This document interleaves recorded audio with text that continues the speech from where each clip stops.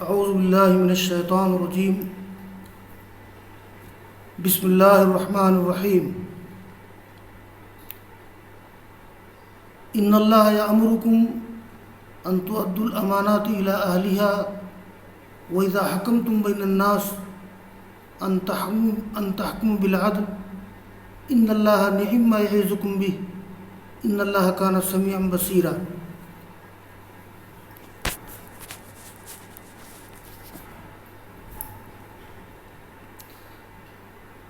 یا ایھا الذین آمنوا اطیعوا اللہ واطیعوا الرسول واولی الامر منکم فإن تنازعتم فی شیء فردوہ الی اللہ والرسول ان کنتم تؤمنون باللہ والیوم الآخر ذلک خیر واحسن تأویلا۔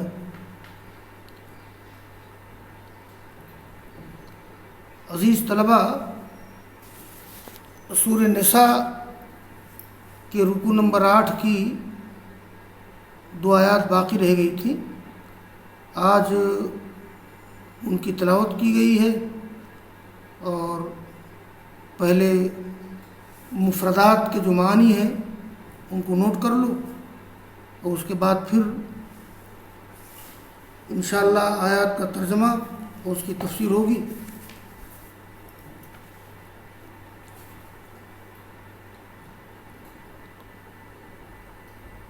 ان اللہ یامرکم ان تؤدوا الامانات الی اہلها، یہ امانات واحد امانت، تو اس سے مراد 2 طرح کی امانتیں ہیں۔ اول، مال جو کسی کے پاس بطور امانت رکھ دی جائے، یعنی اس مال کو بھی امانت کہیں گے، تو وہ مال جو کسی کے پاس بطور امانت رکھ دی جائے وہ بھی امانت ہے۔ اور دوم، اس امانت میں حقوق بھی شامل ہیں، حقوق جیسے عہدے اور مناصب، عہدے اور منصب مستحق لوگوں کو دیے جائیں۔ اگر ایسا نہیں کیا گیا تو اسے بھی خیانت کہا جائے گا۔ تو امانت کا تعلق اموال سے بھی ہے اور امانت کا تعلق حقوق سے بھی ہے۔ اب جیسے حقوق میں یہ بات بھی شامل ہے کہ کوئی استاذ طلبہ کا امتحان لے رہا ہے اور ایک طالب علم جس نمبر کا مستحق ہے اس نمبر سے زیادہ دے دے یا اس نمبر سے کم دے دے، یہ حقوق میں خیانت ہے، یہ بھی جرم ہے۔ تو امانات کا تعلق مال سے بھی ہے اور حقوق سے بھی ہے۔ وَإِذَا حَكَمْتُم بَيْنَ النَّاسِ أَن تَحْكُمُوا بِالْعَدْلِ، حکمہ یحکم حکماً، فیصلہ کرنا۔ ان اللہ نعم ما یعظکم بہ، یہ مذہب اسلام میں عدل ہے۔ عدل کے معنی ہوتے ہیں کہ ہر ایک کو استحقاق کے مطابق دینا، یہ عدل ہے۔ مذہب اسلام بہت سے معاملات میں مساوات کا قائل نہیں ہے، جیسے عورت و مرد میں مذہب اسلام عدل کا قائل ہے۔ عورت کی جسمانی و ذہنی صلاحیت اور مرد کی جسمانی و ذہنی صلاحیت کا لحاظ رکھتے ہوئے ان کو عہدہ اور ذمہ داری دی گئی ہے۔ تو مذہب اسلام میں عدل ہے، یہ نہیں کہ مرد کماتا ہے تو عورت بھی کمائے، مرد بازار میں جاتا ہے عورت بازار میں جائے۔ یہ جو مساوات کا نعرہ ہے موجودہ زمانے میں، یہ غلط ہے۔ عدل ہونا چاہیے، ہر جگہ مساوات نہیں۔ تو ان تحکموا بالعدل، اب جیسے وراثت کے معاملے میں بھی شریعت نے عدل کا راستہ اختیار کیا ہے، مساوات کا نہیں۔ بھئی عورت کی ذمہ داریاں کم ہیں، ان کو وراثت میں حصہ کم دیا جاتا ہے، اور مرد کی ذمہ داریاں زیادہ ہیں، کمانا، خرچ کرنا، اس کو وراثت میں عورت کا ڈبل حصہ دیا جاتا ہے۔ یہ عدل ہے۔ نعم ما یعظکم بہ، یہ اصل میں نعمہ ما، نعمہ فعل مد ہے اور ضمیر نعم ما، جیسے نعم الرجل تو نعم ما، تو نعم الرجل زید مثال کے طور پر، تو نعم فعل اور الرجل مخصوص بالمد اور زید یہ مبتدا ہے یا خبر ہے، مبتدا ہے. تو نعمہ ما یعظکم بھی، تو نعمہ فعل مد، ما مخصوص بالمد، کیا ہی خوب، کیا ہی اچھا. ان اللہ کان سمیعا بصیرا. اس آیت کا ترجمہ میں کر دوں پہلے. یہ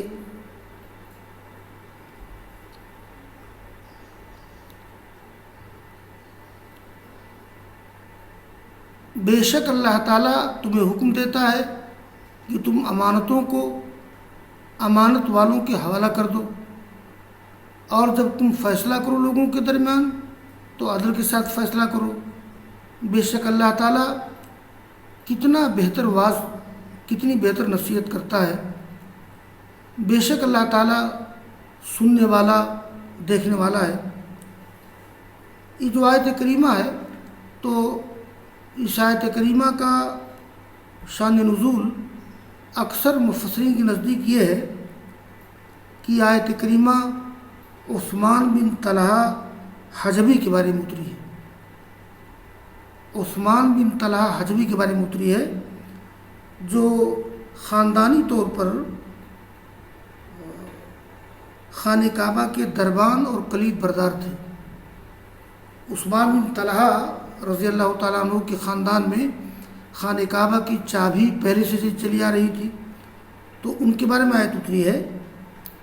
اور موقع یہ ہے کہ رمضان سنہ 8 ہجری میں جب مکہ فتح ہوا ہے، تو رسول اللہ صلی اللہ علیہ وسلم نے خانہ کعبہ کا طواف کیا، خانہ کعبہ کے پاس آئے، اور طواف وغیرہ کے بعد آپ نے عثمان بن طلحہ حجبی کو بلایا، جو صلح حدیبیہ کے موقع پر مسلمان ہوئے تھے. اگر عثمان بن طلحہ حجبی مسلمان نہ ہوئے ہوتے تو ان کو چابی نہ دی جاتی. تو آپ نے ان کو بلایا، آپ نے انہیں خانہ کعبہ کی چابیاں دے کر فرمایا، آج کا دن وفا اور نیکی کا دن ہے، یہ چابی امانت ہے تمہاری، میں تمہارے حوالہ کر رہا ہوں. تو اکثر مفسرین کا کہنا یہ ہے کہ اس آیت کریمہ کا تعلق اسی واقعہ سے ہے. لیکن ایک بات طلبہ جان لیں کہ آیت کا سبب نزول اگرچہ خاص ہے، مگر اس کا حکم عام ہے. قرآن کریم میں بہت سی آیتیں ہیں جو خاص موقع پر اتری ہیں، لیکن ان کا حکم عام ہے. اس لیے کہ علم تفسیر کا ایک اصول ہے کہ العبرۃ بعموم اللفظ لا بخصوص المورد. اعتبار لفظ کے عموم کا ہوتا ہے اور خاص شان نزول کا نہیں ہوتا ہے. کہیں کہیں ہوتا ہے کہ کوئی حکم شان نزول کے ساتھ متعلق رہتا ہے، لیکن عام طور پر العبرۃ بعموم اللفظ لا بخصوص المورد. تو اس کا حکم عام ہے، یعنی یہ عام قسم کا حکم ہے کہ امانتیں امانت والوں کے حوالہ کی جائے، خیانت نہ کی جائے. آگے کیا آیت ہے؟ یا ایھا الذین آمنوا اطیعوا اللہ واطیعوا الرسول واولی الامر منکم فإن تنازعتم فی شیء فردوہ الی اللہ والرسول ان کنتم تؤمنون باللہ والیوم الآخر ذلک خیر واحسن تأویلا.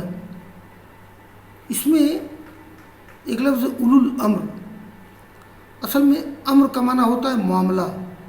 تو امر کا معنی یہاں ہے امر سلطنت.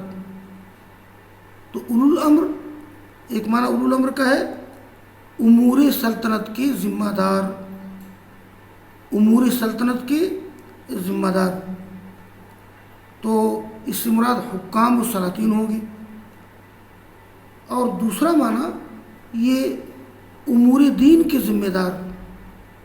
تو اولو الامر یعنی اولو امر الحکومہ، یعنی اس سے مراد ہو جائیں گے یہ حکام اور سلاطین، یا اولو امر الدین، دین کے معاملہ کے ذمہ دار، تو اس سے مراد علماء اور قضات ہیں۔ تو اولو الامر سے مراد یا تو حکام سلاطین ہیں یا علماء اور قاضی حضرات ہیں، دونوں مراد ہیں، لیکن ملحوظ رہے اصل مطاع اللہ اور رسول ہے، اصل مطاع اللہ اور رسول ہے، جیسا کہ ظاہر ہے، اس لیے کہ آیت کریمہ میں اللہ اور رسول، اللہ کی اطاعت، رسول کی اطاعت اور اولو الامر کی اطاعت کا حکم دیا گیا ہے۔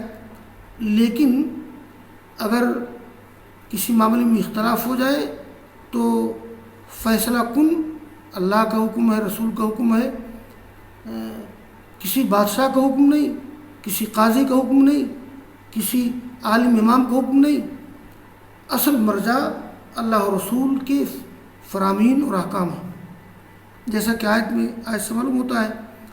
اور یہ تعویل کے معنی ہوتے ہیں، یہاں ترجمہ کریں گے انجام، کسی چیز کو انجام تک پہنچانا، اولا یؤول تعویلا، کسی چیز کو انجام تک لے جانا، باب تفعیل کے مصدر ہے، اور ثلاثی مجرد میں آتا ہے آل یؤول اولا، لوٹنا، اسی سے ہے معال، انجام کے معنی میں اردو میں معال مستعمل ہے۔ تو یا ایھا الذین آمنوا اطیعوا اللہ واطیعوا الرسول واولی الامر منکم، اے ایمان لانے والو تم لوگ اطاعت کرو اللہ کی، رسول کی، اور اپنے میں سے حکام و سلاطین کی، یا اپنے میں سے علماء اور قضات کی۔ مگر اگر تم لوگ جھگڑ جاؤ کسی چیز میں، فردو ہو، تو اس نزاع کو لے جاؤ اللہ کی طرف اور رسول کی طرف، یعنی اصل مطاع اللہ اور رسول ہیں۔